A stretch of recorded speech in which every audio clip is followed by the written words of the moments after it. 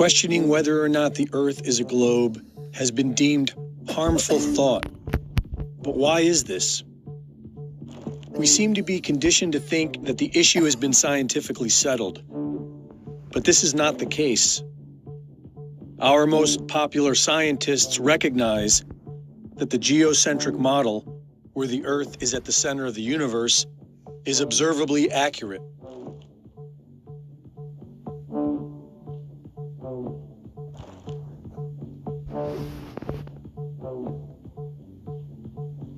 Edwin Hubble and Stephen Hawking went as far as to say that they reject the geocentric model not based on scientific reasoning, but rather because they find the thought of being at the center of the universe to be emotionally disturbing. Physicist George Ellis stated that you cannot disprove the geocentric model. You can only exclude it on philosophical grounds.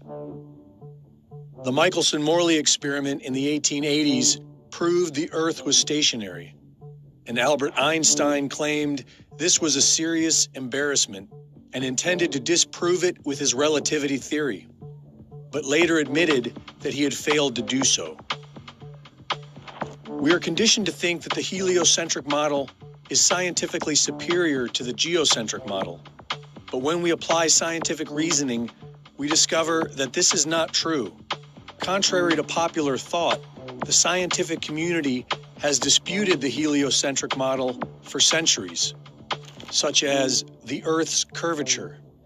According to the heliocentric Earth model, the Earth is 24,000 miles in circumference, and if one were standing at sea level, they should only be able to see less than 3 miles before the surface of the Earth curves out of view. But this has been proven to be false for centuries.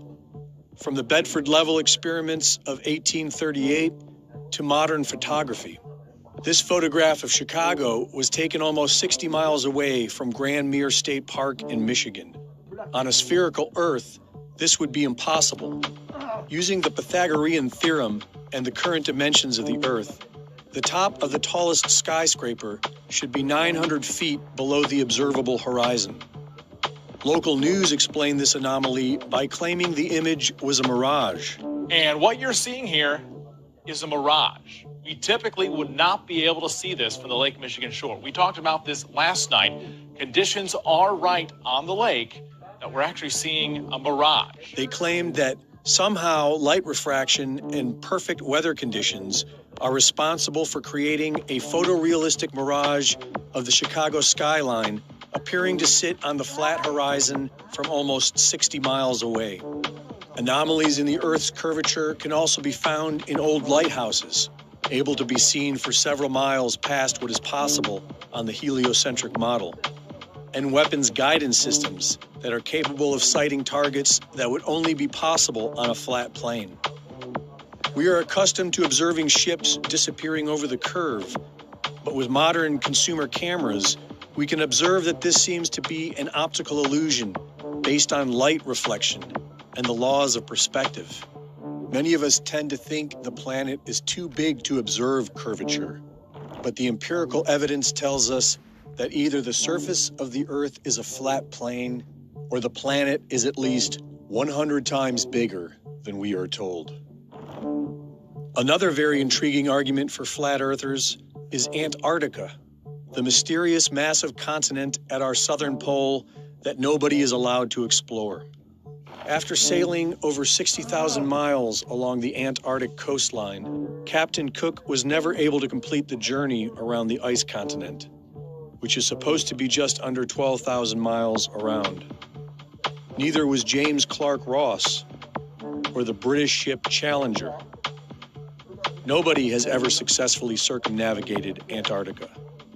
Many so-called flat earthers claim that these attempts failed because Antarctica is actually a massive ice barrier that surrounds the flat surface of the Earth. The azimuthal equidistant projection map, produced by the U.S. Geological Survey, has been used for centuries for the fact that all directions or azimuths are correct and all distances are at true scale. Studying this map, one can clearly see how man has been able to accurately circumnavigate the Earth on a flat plane model. And if it is in fact accurate, then it explains why after 60,000 miles, nobody has been able to completely circumnavigate Antarctica. Interestingly, this is also the map used by the United Nations.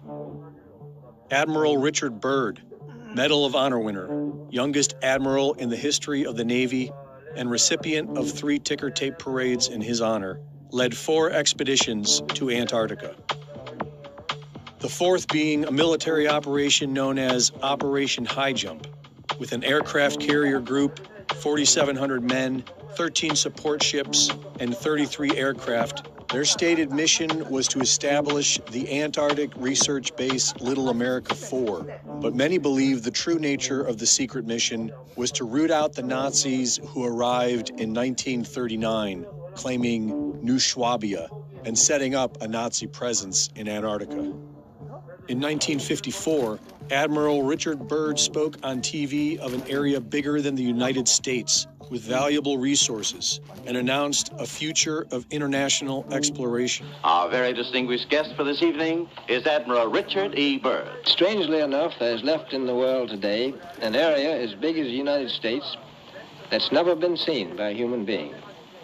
And that's beyond the pole on the other side of the South Pole from Middle America.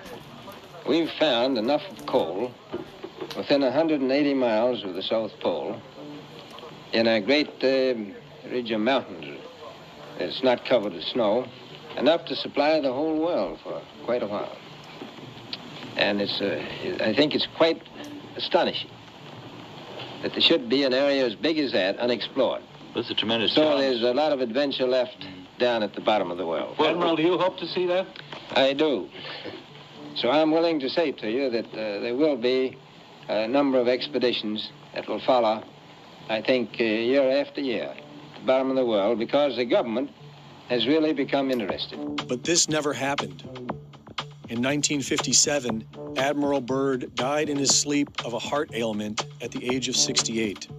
And on December 1st, 1959, all 12 countries active in Antarctica signed a United Nations treaty that outlawed all public travel south of the 60th southern parallel.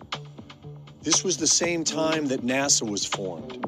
The world's attention was pulled away from exploring Antarctica and directed firmly on the moon.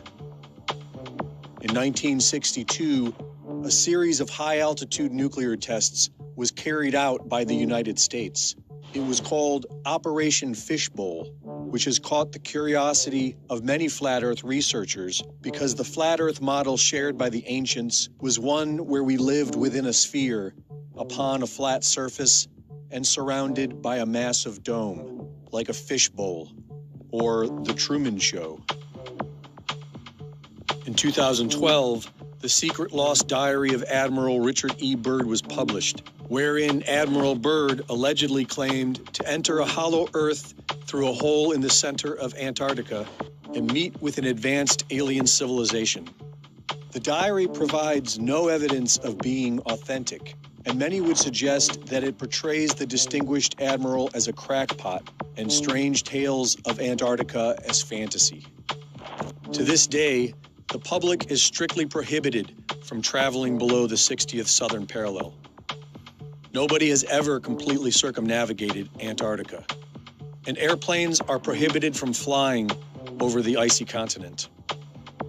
What are they hiding? There is now talk of investing trillions of dollars to explore Mars. Why not Antarctica? If sharing videos about flat Earth is harmful, why not put it all to rest by circumnavigating Antarctica, documenting everything, and prove that the Earth is a spinning globe? For Infowars.com, this is Greg.